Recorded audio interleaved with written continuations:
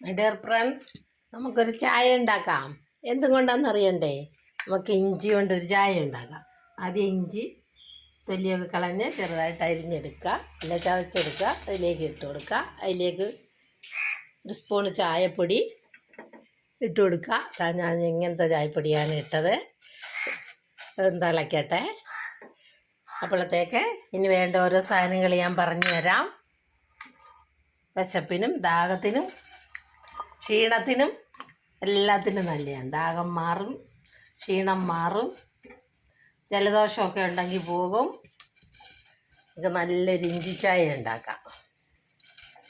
അതിന് പഞ്ചസാര അല്ല കേട്ടോ, തേനാണേ. നമുക്ക് കുറച്ച് തേൻ ഒഴിച്ച് കൊടുക്കാം.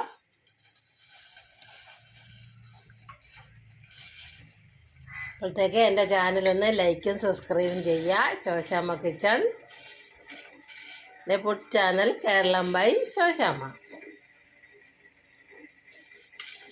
തിളക്കട്ടെ. ഇഞ്ചിയും ചായപ്പൊടിയും കൂടെ തിളപ്പിച്ചെടുക്കുക.